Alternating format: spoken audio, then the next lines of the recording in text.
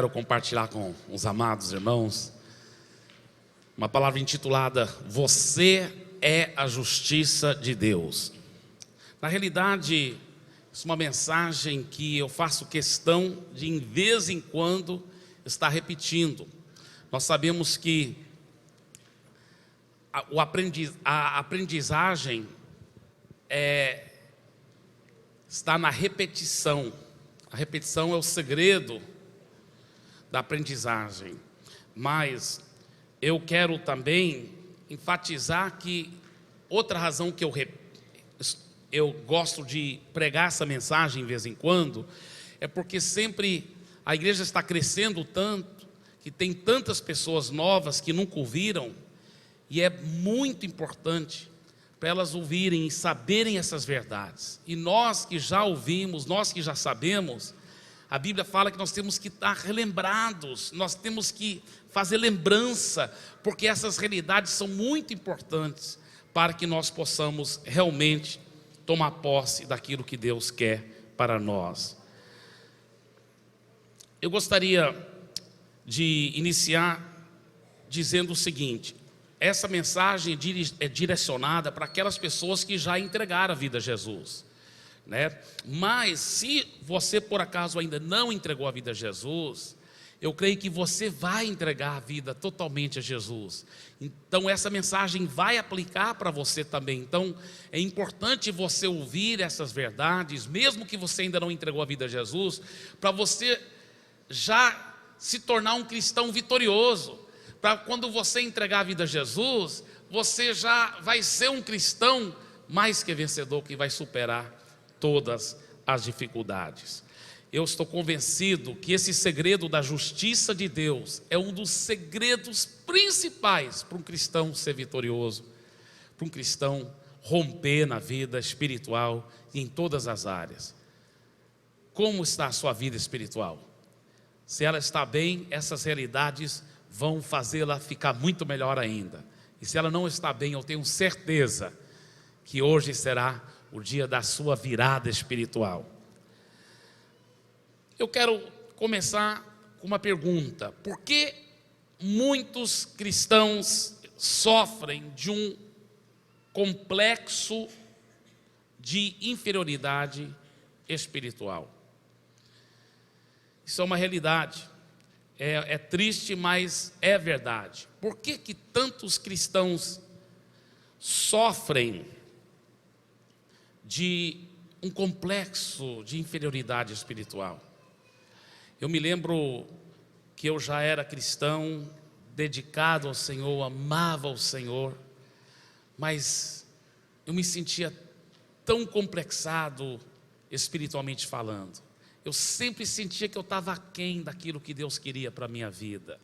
Eu sempre sentia tão fraquinho como cristão, como crente. E se alguém falasse assim para mim: ei, você quer dar um testemunho? Eu falava: não. Eu tremia nas bases, eu ficava com medo e ficava muito tímido. Eu me sentia espiritualmente tão tímido que eu não queria falar na frente. Eu não sentia digno, que eu era digno de poder estar falando das coisas de Deus, até porque eu me sentia muito pequeno espiritualmente. Eu não sabia dessas verdades, dessas realidades. Eu vivia toda hora sentindo culpado, qualquer coisinha pedindo perdão a Deus, perdão por isso, toda hora debaixo de uma nuvem de opressão. Muitas vezes triste comigo mesmo, porque eu sabia, na minha opinião, que eu não estava alcançando o objetivo de ser um bom cristão. Pisava na bola, pecava, pedia perdão, mas mesmo quando eu não, talvez pecava, mas eu ficava sentindo culpado como se eu tivesse pecado. Então, era muito ruim. E eu me lembro que quando um dia eu comecei a aprender esses princípios sobre a justiça de Deus, minha vida foi revolucionada. Foi uma mudança de paradigma tão forte que no começo eu parecia que eu que não era verdade o que eu estava aprendendo.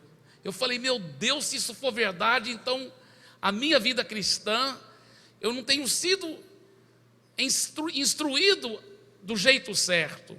Mas eu comecei a investigar na Bíblia e vi que era verdade essas realidades sobre a justiça de Deus. Minha vida foi revolucionada, irmãos. Eu comecei a orar com fé dali em diante. Eu comecei a ter certeza que Deus iria ouvir minha oração, porque agora eu sabia que eu era a justiça de Deus. Quando você vê um cristão que ele não tem muita fé na força das suas próprias orações, ele toda hora prefere que outra pessoa ore por ele. Não vou encontrar um grande homem, uma grande mulher de Deus para orar por mim, para receber o meu milagre, porque eles estão mais íntimos de Deus do que eu. Você já vê alguém, quando alguém pensa assim, é porque essa pessoa não recebeu essa revelação ainda.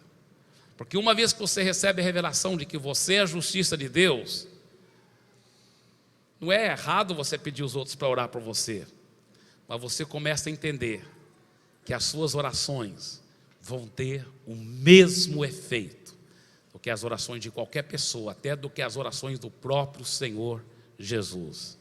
É verdade, isso é muito poderoso. Por quê? Porque veja esse versículo em Tiago, capítulo 5, versículo 16, a parte B.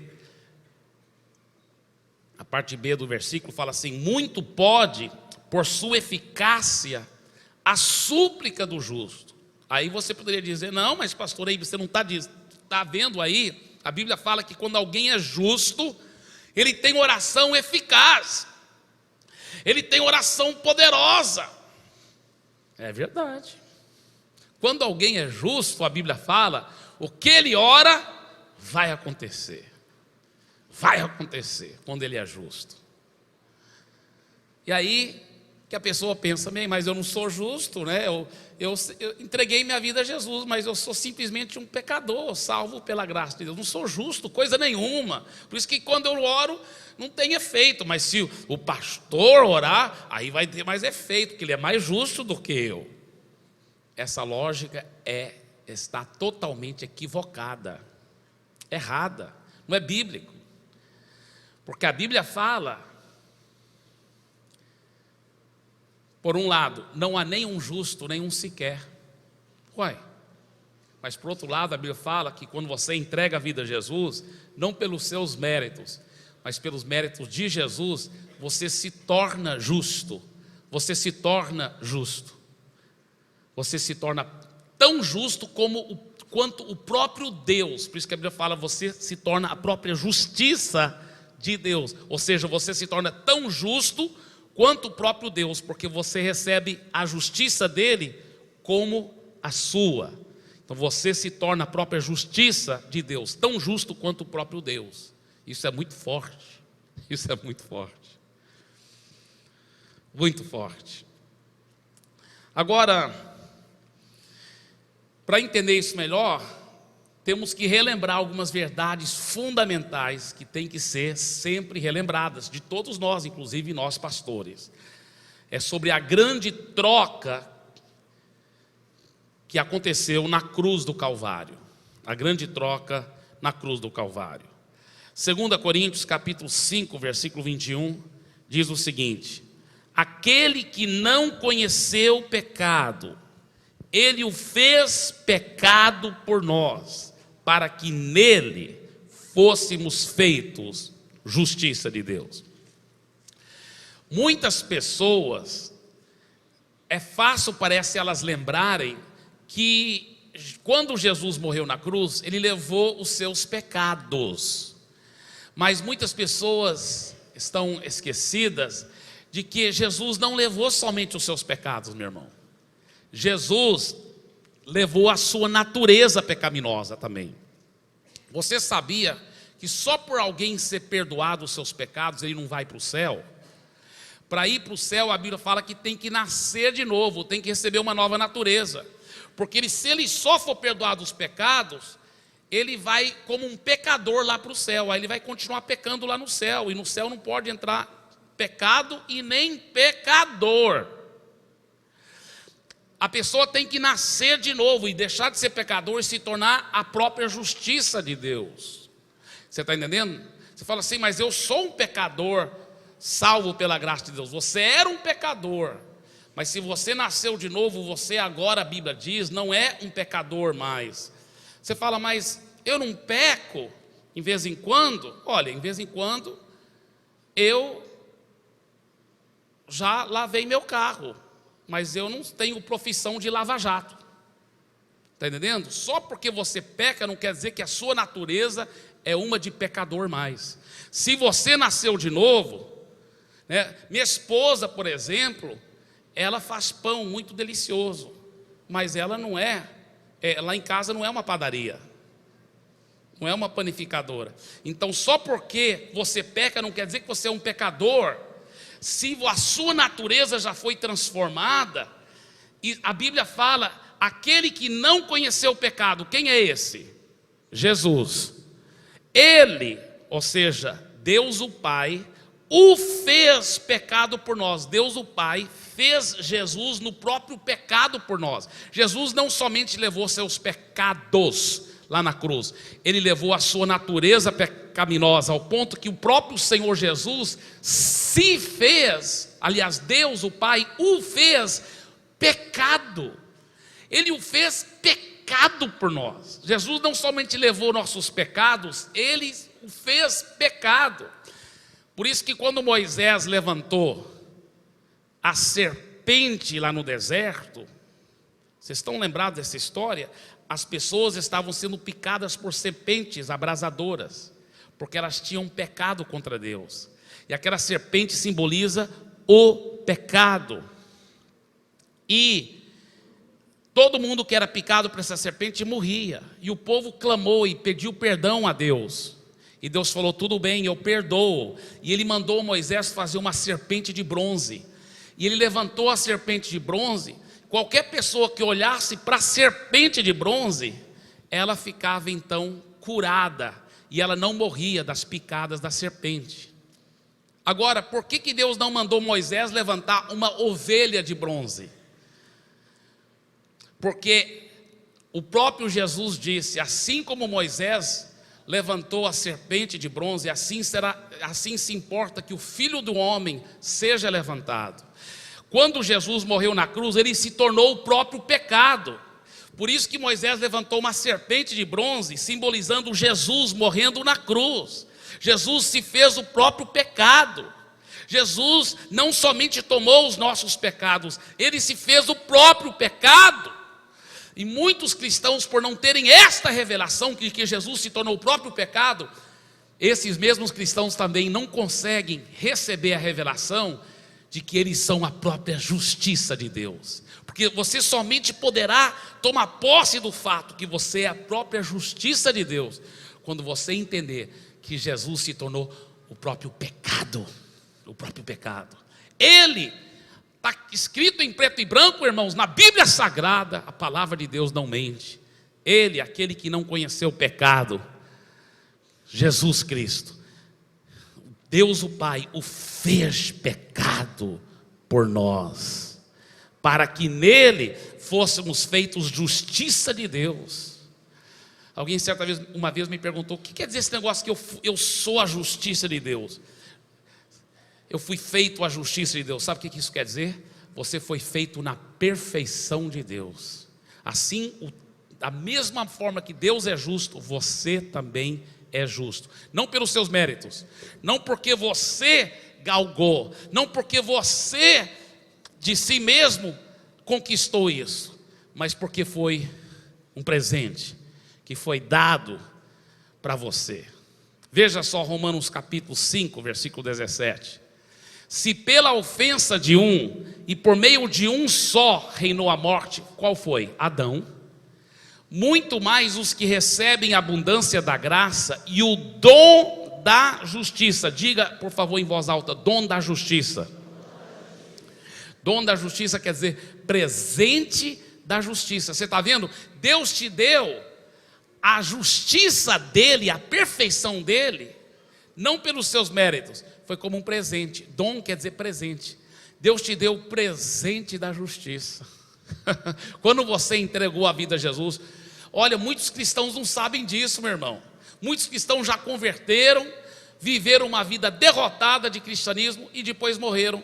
Foram para o céu sim, mas nunca conseguiram trazer o céu aqui para a terra. Sabe por quê? Porque eles nunca tiveram revelação de que eles eram a própria justiça de Deus. Quando você tem revelação que você é a própria justiça de Deus, você ora com fé. Você começa a ter certeza que Deus vai responder todas as suas orações. Não é pelos seus méritos, mas porque você foi dado como dom, como presente, a própria justiça de Deus, a própria perfeição de Deus. Uau, aleluia.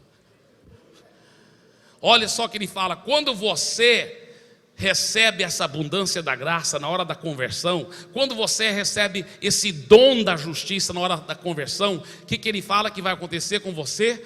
Reinarão em vida, nesta vida, não é lá no outro lado, não, no céu também você vai reinar, mas nesta vida você vai reinar com Deus, nesta vida você vai reinar sobre as circunstâncias, nesta vida você vai reinar sobre as obras malignas, sobre os demônios, sobre as dívidas, sobre as obras do mal. Você é o mais que vencedor em nome de Jesus. Aleluia, que coisa fabulosa. Põe de novo lá, olha que ele fala aqui, quando você recebe o dom da justiça, você reinará em vida. Por que muitos cristãos não estão reinando como devem? Porque não tiveram uma revelação de que eles receberam o próprio presente da justiça de Deus. Oh, que coisa fabulosa. Mas como que esse presente da justiça de Deus vem? Como que vem? Vamos ver esse próximo texto, Romanos 1, 16, 17. Pois não me envergonho do Evangelho, porque é o poder de Deus para a salvação de todo aquele que crê, primeiro do judeu e também do grego, visto que a justiça de Deus se revela no Evangelho. Como que ela se revela? De fé em fé, como está escrito, o justo viverá por fé. Agora vamos analisar esses versículos, porque são muito poderosos. Ele começa dizendo, eu não me envergonho do Evangelho, porque é o poder de Deus para a salvação. Agora vocês já foram ensinados que a salvação, essa palavra salvação no grego, ela inclui não somente o novo nascimento, a vida eterna no céu, isso é o mais importante sem dúvida, mas também ela inclui a cura, prosperidade, ela inclui proteção, segurança contra todo o mal, assaltos, ela inclui uma vida completa em Cristo, ela inclui a cura. Aqui fala assim, eu não me envergonho do Evangelho, porque o próprio Evangelho é o poder de Deus para trazer todas as bênçãos de Deus, salvação, cura, vitória. Mas ele fala como que o Evangelho se torna o poder de Deus para trazer essa salvação. Ele fala que é para todo aquele que crê, é pela fé. Sim, mas como que o Evangelho traz isso? Ele fala, visto que a justiça de Deus se revela no Evangelho, é porque através do Evangelho a pessoa vai poder se tornar a própria justiça de Deus. E quando ela se torna a justiça de Deus, aí pela fé que ela se torna a justiça de Deus, então aí ela sim, agora, não pelos méritos dela, mas pelos méritos do sangue de Jesus, ela por ser a própria justiça de Deus, então ela agora merece todas as coisas boas que o céu tem para oferecer para ela. Por quê? Porque ela é a própria justiça de Deus. Ele fala, a razão que o Evangelho tem tanto poder, a razão que ela tem tanto poder é porque a justiça de Deus se revela no Evangelho. Isso é muito forte, irmãos. Isso é uma revelação muito tremenda. Por que o Evangelho tem tanto poder? Ele fala, ela tem tanto poder, porque através do Evangelho você poderá se tornar a própria justiça de Deus, meu irmão. E como você se torna a justiça de Deus? Pela fé. Pela fé. Pela fé. Todo aquele que crê. A justiça de Deus se revelará no Evangelho como? Pela fé, de fé em fé. Como está escrito, o justo viverá por fé. É muito forte. Agora, todos os cristãos podem ser agrupados em dois grupos. Aqueles que ainda não tiveram revelação de que eles são a justiça de Deus. Eles vivem cheios de uma consciência de pecados. E aquele outro grupo de cristãos que já tiveram essa revelação, eles têm a consciência de justiça. Então, se você pensar bem, são os cristãos, é o que separa os derrotados dos vitoriosos. Os derrotados, eles ainda têm muita consciência de pecados. Toda hora estão centrados no pecado, pensando o que é pecado, é pecado, é pecado. Porque eles têm consciência de pecados. Toda hora está com consciência culpada. Mas os cristãos vitoriosos, eles, claro, andam e vivem vidas santas e consagradas, porque eles sabem, eu sou a própria justiça de Deus. Então, como a justiça de Deus, seria até contra a minha natureza estar aí por aí pecando. Isso não é minha natureza. Seria até algo anormal para mim pecar. Eu já morri para o pecado. Então é claro que eu não vou pecar. Mas em vez dele centrar-se no pecado e ficar pensando em pecado, ele não tem mais consciência de pecados, diz a Bíblia. Ele tem a consciência de justiça, porque ele teve a revelação que ele agora é a própria justiça de Deus. Talvez você diga, mas pastor Eibe, isso é bíblico? O que você acabou de dizer? Nesse ponto número 3 aqui, olha só o que a própria Bíblia diz em Hebreus capítulo 10, versículos 1 a 4. Ora, visto que a lei, o Velho Testamento, tem sombra dos bens vindouros, mas não a imagem real das coisas, nunca jamais pode tornar perfeitos os ofertantes, com os mesmos sacrifícios que ano após ano perpetuamente eles oferecem. De outra sorte não teriam cessado de ser oferecidos, porquanto os que prestam culto no Velho Testamento, tendo sido purificados uma vez por todas, não mais teriam consciência de pecados. Continuando, entretanto, nesse sacrifício, faça recordação de pecados todos os anos, porque é impossível que o sangue de touros e de bodes remova pecados. Continuando, Hebreus capítulo 10, agora versículo 12. Jesus, porém, tendo oferecido para sempre um único sacrifício pelos pecados, assentou-se à destra de Deus, aguardando daí em diante até que os seus inimigos sejam postos por estrado dos seus pés, porque com uma única oferta aperfeiçoou para sempre. Quantos estão sendo santificados? Olha, no seu espírito você é a própria justiça de Deus. Na sua alma, na sua mente, você está sendo santificado. Esse versículo 14 parece uma contradição, porque por um lado ele fala, você já foi aperfeiçoado para sempre, mas por outro lado ele fala, você está sendo santificado.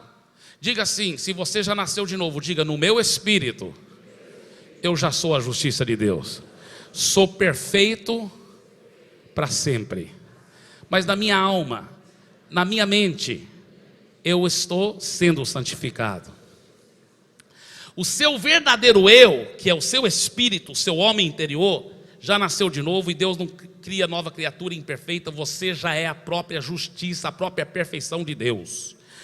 A parte mais importante do seu ser, que é o seu espírito, já é perfeito agora, desde que você nasceu de novo. Você foi aperfeiçoado de uma vez por todas. Agora só tem que trabalhar com sua alma. O que é sua alma? A sua mente, suas emoções. E como que você vai santificar a sua alma? Pela obediência à palavra. Pela obediência à palavra. E ele fala, você está sendo santificado. Você vai ficar crescendo. Você vai ficar sendo santificado. Mas o mais importante que você agora é a própria justiça de Deus no seu espírito. Você deve ter consciência dessa justiça, aleluia, e não ficar tendo tanta consciência de pecados mais. Irmãos, quando essa revelação foi entrando em mim, meu relacionamento com Deus mudou. Eu antes aproximava Deus no mundo espiritual assim, Deus, eu não sou digno.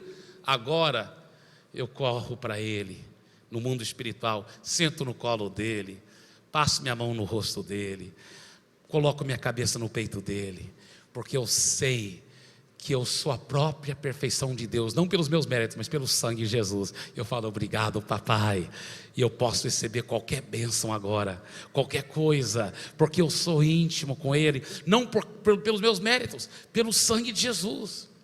Você está entendendo? Tudo muda, tudo muda, tudo muda. É muito lindo. Nós já ouvimos tanto esse versículo, Romanos 3, 23, porque todos pecaram e carecem da glória de Deus, Nós já ouvimos muito esse versículo, Mas você sabe que todo o texto tem que ser lido no seu contexto. Vamos ver esse versículo no seu contexto. Olha só. Mas agora, sem lei, se manifestou a justiça de Deus. Sem lei, sem regrinhas, sem Velho Testamento, se manifestou a justiça de Deus. Ela foi testemunhada, profetizada pela lei e pelos profetas. Justiça de Deus, como que ela vem? Mediante a fé em Jesus Cristo, para todos e sobre todos os que creem, porque não há distinção, pois todos pecaram e carecem da glória de Deus, sendo justificados gratuitamente. Justificados quer dizer feitos justos. Diga assim: eu fui feito justo gratuitamente, sendo justificados gratuitamente por sua graça, mediante a redenção em Cristo Jesus. Que coisa maravilhosa, não é verdade, irmãos? Olha, se você já nasceu de novo, olha para o seu vizinho e fala assim: você está olhando para a própria justiça de Deus. Olha aqui para mim. Você sabe que você pode continuar sempre santificando-se. Você sabe disso. Sempre a Bíblia fala que o santo continua a santificar-se. Mas você sabe que você não poderá nunca mais se tornar mais justo do que você já é. Até lá no céu você não vai ser mais justo do que você já é. Você sabia que porque você é a própria justiça de Deus, meu irmão. Não é pelos seus méritos, mas é por aquilo que Ele fez na cruz, na grande troca da cruz do Calvário. Ele se fez pecado para que você se tornasse a própria justiça de Deus. Não tem jeito de se tornar mais justo do que isso, meu irmão. Se você já nasceu de novo, você já é a própria justiça de Deus. Olha para o seu vizinho e fala assim: eu desconfiava de você. Você puxou seu irmão mais velho, Jesus. Você é a própria justiça de Deus. Aí fala para ele assim: prazer, meu nome é... Aí você fala assim: Eibe Justo, por exemplo, seu nome, Justo, né? Seu sobrenome é Justo agora, Gildo Justo. Não é Justus não, igual Roberto Justus, não. É Justo. Amém? Aleluia. Oh, glória a Deus. Nós temos o Roberto Justus aqui, da versão melhorada, né? O irmão Aderaldo, ele, uma bênção. Glória a Deus. Mas nós todos somos justos em Cristo. Aleluia. Glória a Deus. Agora, a justiça de Deus, irmãos, se manifesta em 4 níveis, tá bem? Vamos estudar esses 4 níveis para a gente poder apropriar-se mais. Anos atrás, na medida que eu fui mergulhando nisso, Deus foi me revelando mais e mais esses 4 níveis. E eu me lembro quando essa revelação veio com tanta força, à medida que eu fui estudando esse tema, e aquilo revolucionou minha vida, revolucionou por completo. O primeiro nível, que muitos cristãos não passam do primeiro nível, infelizmente. Eles começam a entender um pouquinho da justiça de Deus quando eles começam a ter revelação que seus pecados foram perdoados. Mas param nisso e nunca receberam revelação plena dos outros níveis. Mas essa primeira, até desse primeiro nível, muitos cristãos não tiveram revelação plena. Até desse primeiro nível, porque até esse primeiro nível é muito profundo. Diga: meus pecados foram perdoados. Veja o que diz 1 João 1,9: se confessarmos os nossos pecados, Ele é fiel e justo para nos perdoar os pecados. Olha o que ele está dizendo, porque às vezes a pessoa fala assim: pastor Eibe, tudo bem, quando eu nasci de novo, eu me tornei a própria justiça de Deus. Mas o problema é o seguinte: e quando eu pequei depois, pastor Eibe? E eu pisei na bola depois? Olha, a Bíblia fala: você pisou na bola depois? Você só tem que confessar seu pecado para Deus. E olha o que acontece: quando você pede perdão para Ele e confessa seu pecado para Ele, Ele fala: Ele é fiel e justo para nos perdoar os pecados. Em outras palavras, se Ele não perdoasse seus pecados, Ele não seria nem fiel e nem justo. Você fala: mas o quê? Como? Deus não tem obrigação nenhuma de perdoar meus pecados. Como que Ele seria um Deus injusto se Ele não me perdoasse? Sabe por quê? Porque Jesus já morreu na cruz. Então Deus não estaria sendo justo com o sangue de Jesus. Você está entendendo? Deus não estaria sendo justo, porque um pecado você não pode castigar duas vezes. E seus pecados já foram todos castigados, meu irmão, lá na cruz. Então no momento que você fala, eu tô com fé naquilo que Jesus fez por mim na cruz, se Deus não te perdoasse, Ele seria um Deus injusto, Ele seria um Deus infiel. A Bíblia fala que Ele é fiel e justo para te perdoar, aleluia. Diga, estou perdoado, aleluia. Ninguém pode me condenar. Diga, ninguém pode me condenar. Oh, glória a Deus. A Bíblia fala, agora pois não há nenhuma condenação para os que estão em Cristo Jesus. A Bíblia diz que os seus pecados foram jogados no mais profundo mar, no mar do esquecimento. Sabia disso? E Deus colocou uma placa lá, proibido pescar. Amém? Ele esqueceu, está jogado lá, Ele quer que você também esqueça. Amém? Em nome de Jesus. Aleluia, aleluia, aleluia.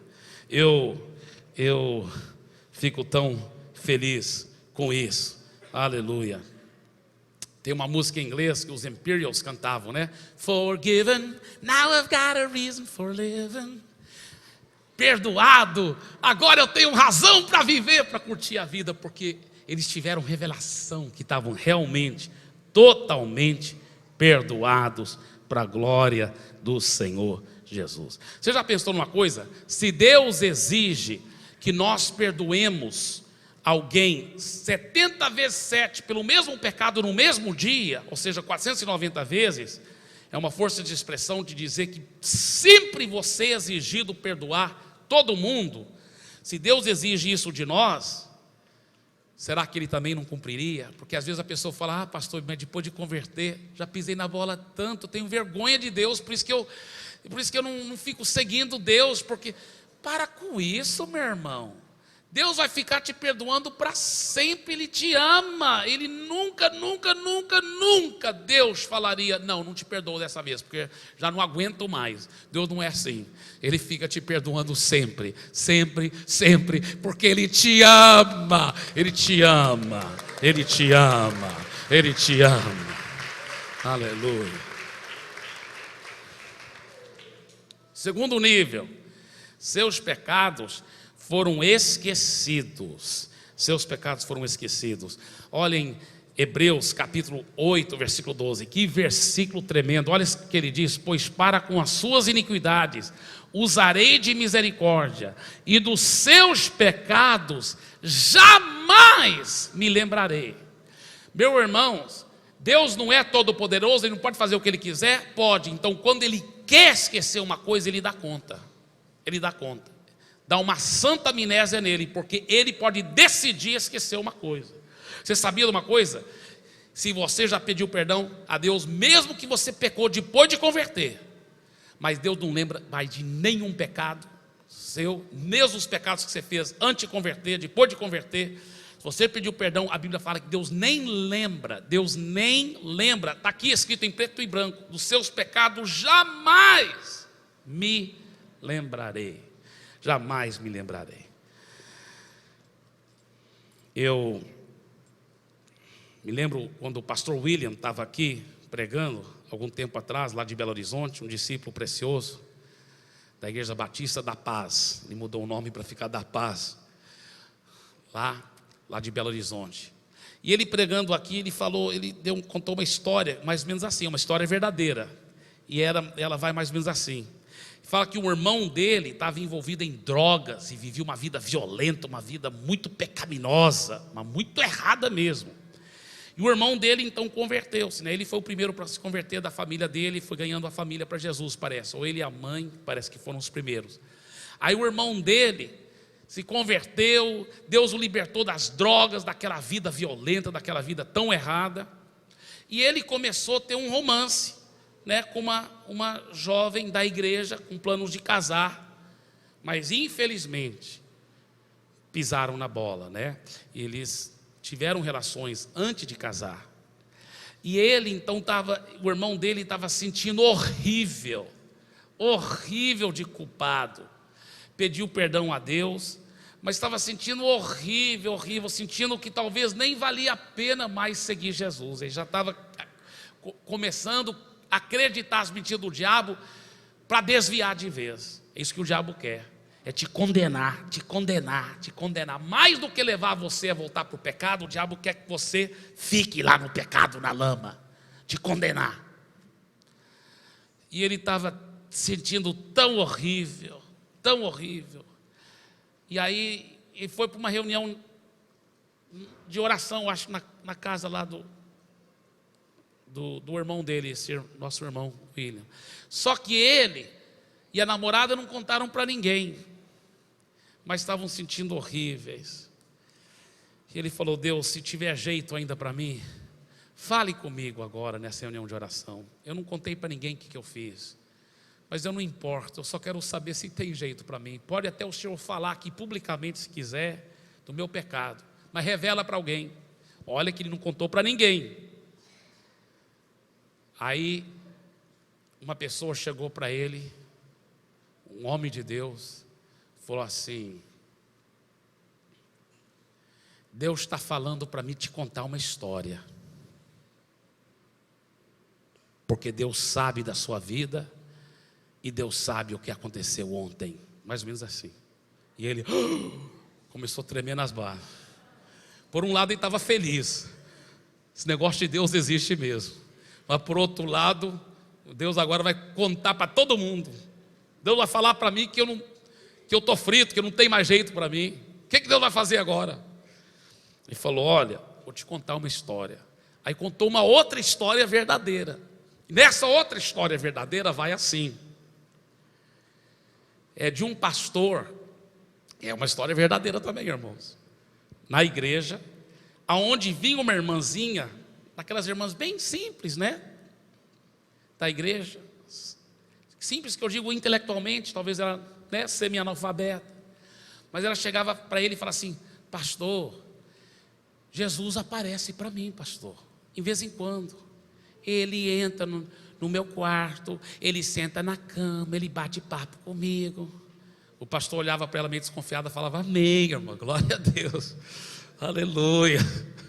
E de vez em quando essa irmã voltava, falava: pastor, Jesus apareceu de novo, Jesus sentou na minha cama, bateu papo comigo. E o pastor queria acreditar naquela irmã, mas a história parecia tão fantástica que era difícil ele acreditar. Então, um dia quando ela falou isso, ele falou: olha, próxima vez que Jesus aparecer para você, você pergunta para ele: o que foi que eu fiz quando eu estava no seminário, no meu segundo ano no seminário? Porque o pastor sabia que quando ele estava no seminário, no segundo ano, ele tinha pecado, um pecado bem sério. Mas é claro que ele tinha pedido perdão de Deus e tudo. Mas ele sabia que se ela estivesse se encontrando com Jesus mesmo, Jesus ia poder falar para ela, não é mesmo? Então, passou-se algumas semanas, ela voltou e falou: pastor, Jesus apareceu para mim de novo. Entrou no quarto, sentou na cama. E aí, você fez a pergunta para ele? O que eu fiz no segundo ano no seminário? O pastor não acreditando na história dela, né? Ela disse: eu fiz, pastor. Aí deu medo nele. Aí ficou com medo. Ele falou assim: ah, é? E aí? O que ele disse?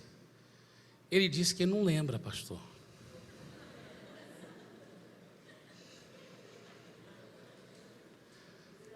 Ele é coerente com a sua palavra. Ele diz: eu jamais me lembrarei. Quando você pede perdão, meu irmão, ele não lembra. Isso que ela disse para ele. Ela disse para o pastor, ela falou: pastor, ele disse que quando pede perdão, ele não lembra mais dos pecados.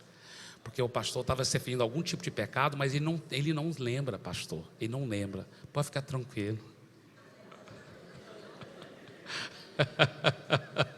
Aleluia. Dê para Jesus uma forte salva de palmas.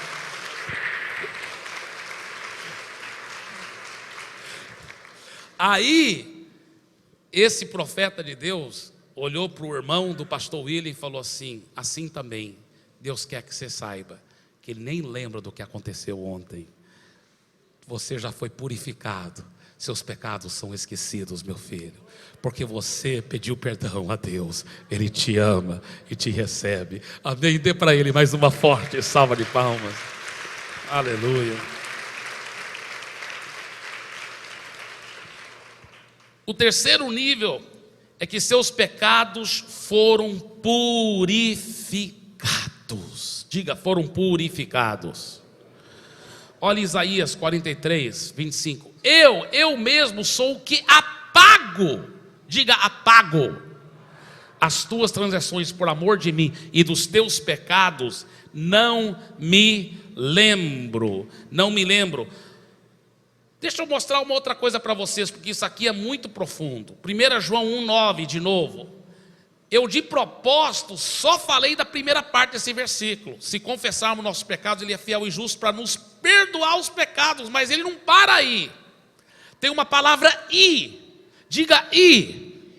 Ele não somente nos perdoa dos nossos pecados, Ele nos purificar de toda injustiça. Olha, Ele não somente perdoa seus pecados quando você confessa seus pecados para Ele, mas na hora que você confessa seus pecados para Ele, Ele te perdoa sim, totalmente, mas Ele também te purifica de toda injustiça. Se Ele te purificar de toda injustiça, só permanece o quê? Justiça, perfeição, aleluia. Ele te purifica de toda injustiça e só permanece a própria justiça, a perfeição de Deus.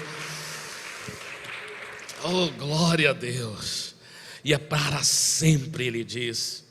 A Bíblia fala que é para sempre.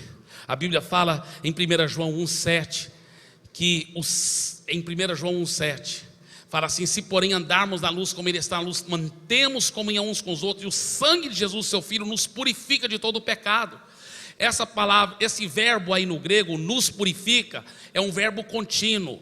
Quer dizer o seguinte: na medida que você continua seguindo Jesus, você pode ter certeza de uma coisa: o sangue dele vai continuar te purificando, porque às vezes você peca até sem saber que você pecou. Mas quando você pecou, sem nem saber que você pecou, não fique tranquilo. Ele falou que aquele sangue continua a te purificar 24 horas por dia. Aquele sangue está sendo derramado sobre você, está te purificando, está te mantendo perfeito. Aquele sangue está te purificando. Quando eu olho para o limpador do carro, quando está chovendo, eu lembro do sangue, porque é desse jeito. Bateu gota de chuva, o limpador faz assim, bateu outra gota, assim o sangue, 24 horas por dia, Ele te mantém perfeito, purificado dos pecados até que você nem sabe que você cometeu, mas você está andando na luz, você está seguindo Jesus de todo o seu coração. O sangue de Jesus te mantém perfeito, purificado 24 horas por dia. Aleluia, aleluia, aleluia. Oh, glória a Deus, glória a Deus, glória a Deus. Deixa eu explicar melhor esse terceiro nível para você entender, porque ele é muito profundo. O primeiro nível, que Deus te perdoou, é como se tivesse muitos pecados aqui no quadro branco, e aí Deus coloca um cobertor por cima, um lençol por cima. Está perdoado. O segundo nível, ele esqueceu o que estava debaixo do lençol.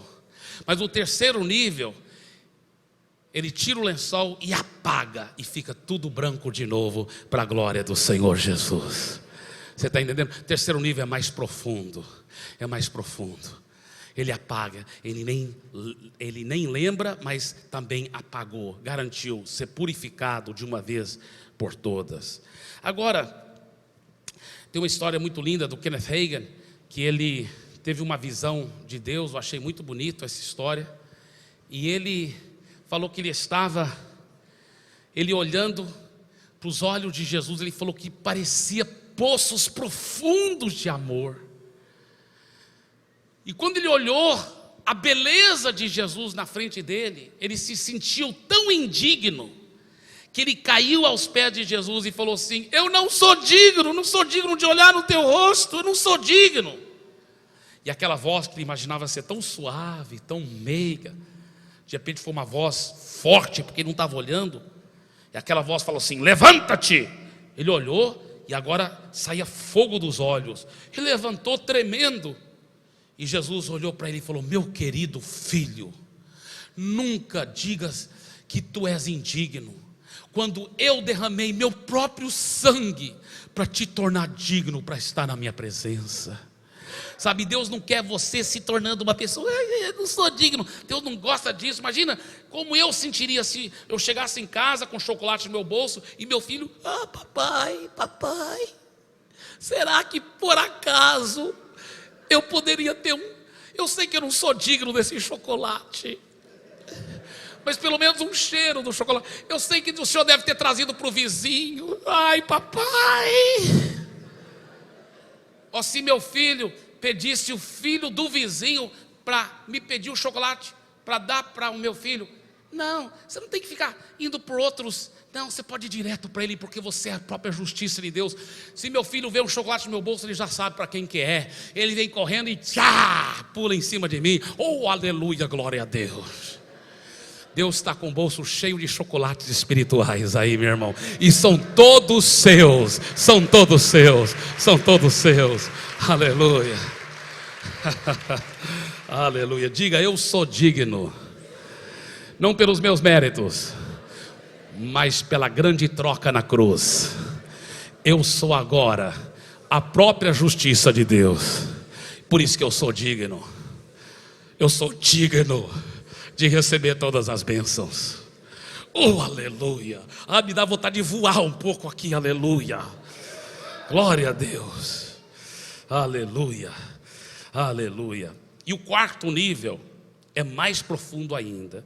O quarto nível, ele então vai substituir a sua natureza pecaminosa pela justiça dele. Ele substitui, a sua natureza pecaminosa foi substituída pela justiça de Deus. Voltando para a ilustração do quadro, perdoar é colocar um lençol em cima. Esquecer, ele esqueceu o que estava debaixo do lençol. Purificar, ele tira o lençol e apaga, está purificado. Mas substituir é mais profundo ainda. Agora ele coloca naquele quadro branco perfeição de Deus. É como se você desde pequeno sempre fizesse tudo do jeito perfeito. A sua natureza pecaminosa foi substituída pela natureza dele, pela perfeição dele. É como se você tivesse plantado as sementes corretas toda a sua vida. É como se você tivesse feito o que era perfeito e correto. Porque não é pelos seus méritos, é pelos méritos dele. Você é a própria justiça de Deus. Você é a própria justiça de Deus. Agora, talvez tenha alguém aqui pensando assim: pastor Eibe, isso é tremendo. E essas verdades eu quero receber para mim. Eu ainda não entreguei minha vida a Jesus, mas eu quero ter certeza de como entregar minha vida a Jesus, porque eu quero poder ser a justiça de Deus também. Então olha esse versículo também. Esse nós já falamos. Vamos para o último versículo. Porque Deus amou o mundo de tal maneira que deu o seu único filho, para que todo o que nele crê não pereça, mas tenha a vida eterna. Tem um homem que, não sei se essa história é verdadeira, até espero que ela não seja verdadeira, porque é uma história muito triste, mas ela nos ensina algo sobre algo muito feliz e maravilhoso. É sobre um homem que teve um filho que ele amava muito, mas esse homem, ele era o operador daquelas pontes que abriam para os navios poderem passar. Então a ponte ficava aberta para o navio poder passar, e muito antes do trem vir, eles avisavam para ele sabia os horários certos, ele fechava a ponte.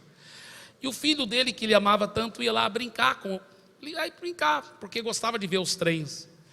E um dia estava muitas horas distante do trem vir, e o filho dele estava brincando lá no maquinário. Mas quando de repente o homem recebeu uma notícia, uma emergência, foi um grande erro que eles haviam cometido. O trem estava vindo e naquele instante ele tinha que fechar a ponte, senão milhares de pessoas iriam morrer. Ele pensou: ou meu filho morre, que está lá no maquinário, ou senão vai ter um horrível acidente e milhares vão morrer.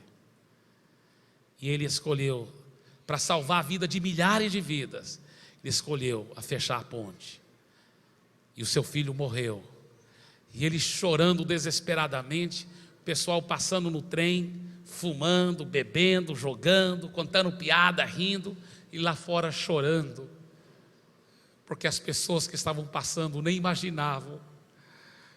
E ele gritava para as pessoas: vocês não estão entendendo, eu dei o meu filho para salvar vocês, eu dei o meu filho para salvar vocês. Deus o Pai te amou tanto que deu o seu único filho, Jesus. A boa notícia é que Jesus, depois de 3 dias, ressuscitou, graças a Deus. Mas Deus o Pai deu o seu filho para nos salvar. Vamos ver esse pequeno clipe com essa história tão comovente, por favor.